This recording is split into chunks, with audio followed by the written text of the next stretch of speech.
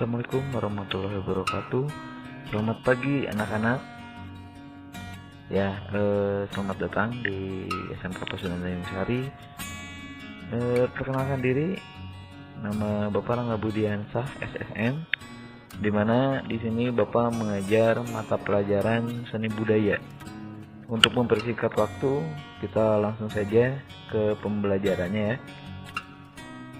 Nah, di sini ada standar kompetensi, yaitu mengapresiasikan karya seni rupa.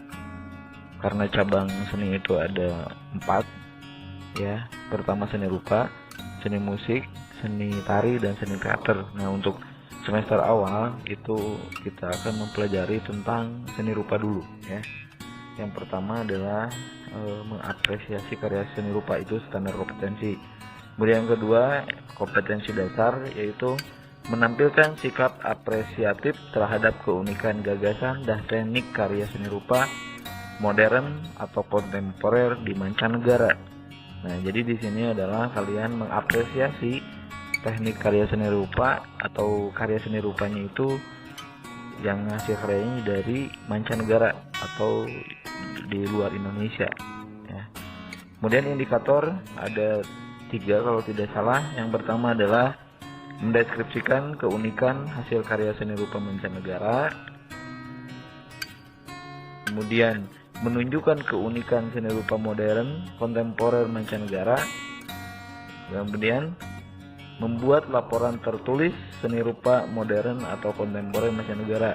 Ini adalah merupakan tugas ya. Nanti yang indikator ketiga adalah laporan tertulis. Nah, kemudian adapun tujuan pembelajaran dari materi tersebut ya, yaitu siswa dapat menunjukkan keunikan gagasan dan teknik pada karya seni rupa mancanegara. Dan di sini adalah KM-nya 72, tapi sebetulnya harusnya 75 ya. Nanti mungkin diedit lagi. Jadi KM-nya 75. Kemudian ada persepsi. Kalian telah banyak mengetahui sejarah dan perkembangan karya seni rupa mancanegara. Hal yang harus dipelajari berikutnya adalah bagaimana memahami karya seni rupa tersebut.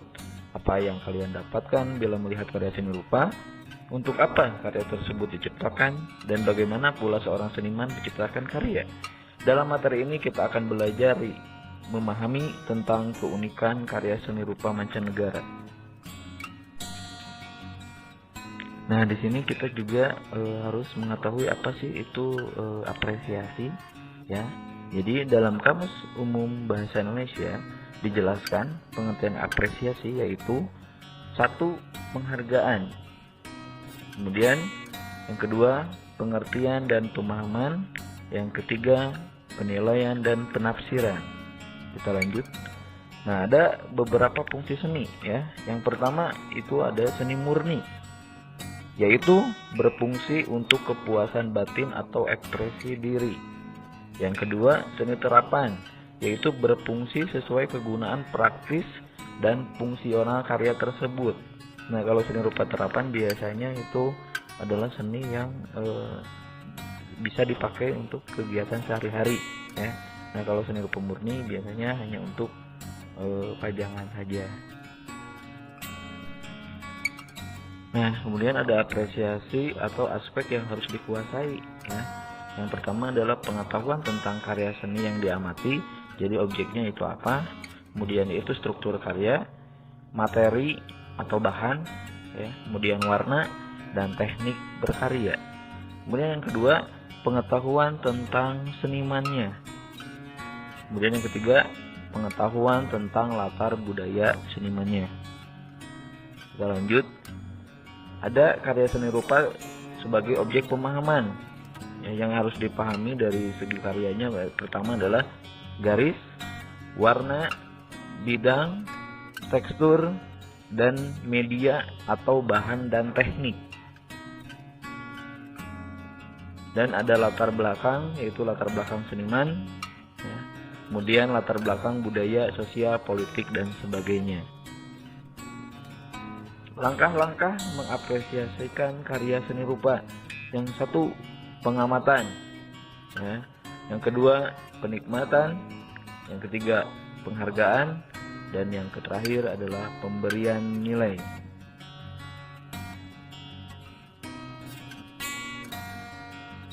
Nah, adapun hal-hal yang diamati dalam mengulas karya seni rupa yang nanti ditugaskan, yang pertama kita lihat dulu objeknya. Jadi objeknya itu nanti bisa meliputi alam manusia, hewan, tumbuh-tumbuhan, atau bentuk-bentuk alam lainnya. Nah, yang kedua nanti kita lihat dulu temanya. Temanya itu apa?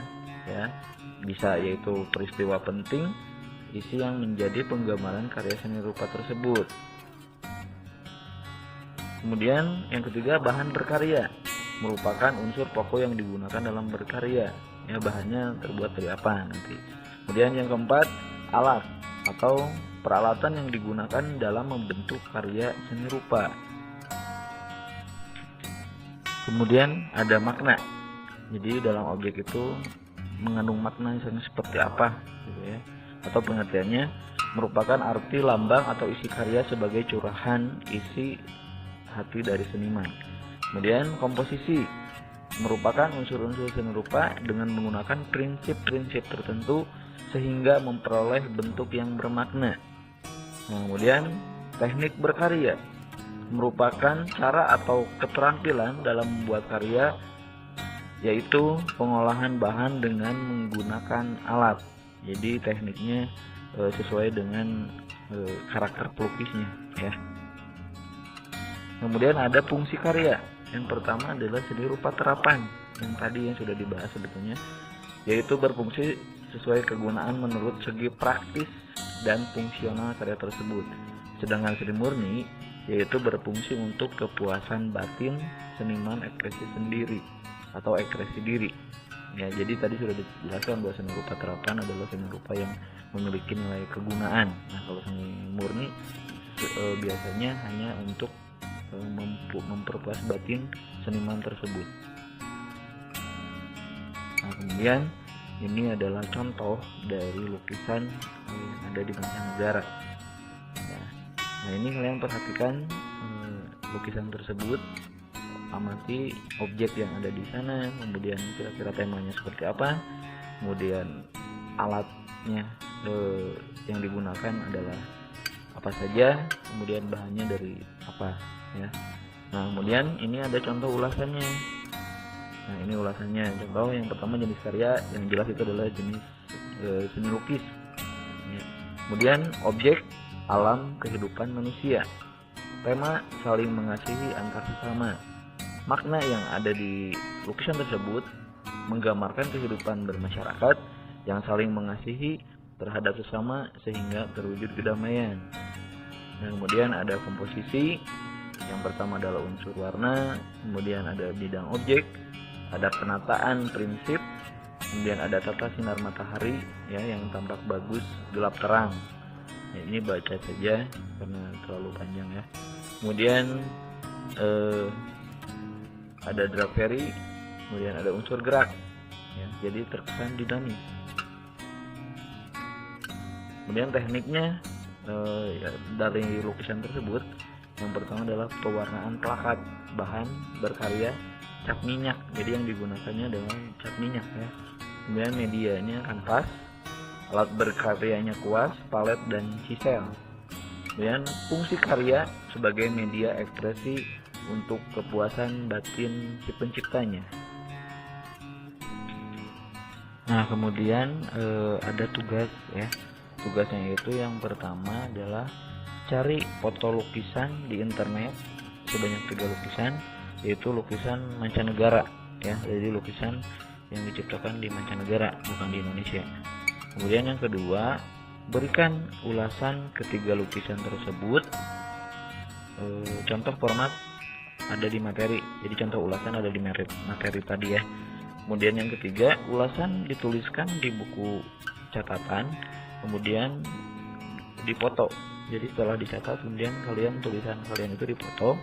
Nah, selanjutnya kolasekan antara foto lukisan, jadi satu lukisan dikolasekan, dan ulasan yang ada di buku. Jadi dikolasekan dengan catatan yang ada di buku tadi ya. Kemudian terakhir, tugas dikumpulkan paling lambat 1 minggu. dikumpulkan melalui media WhatsApp ke nomor Bapak ya. Terima kasih.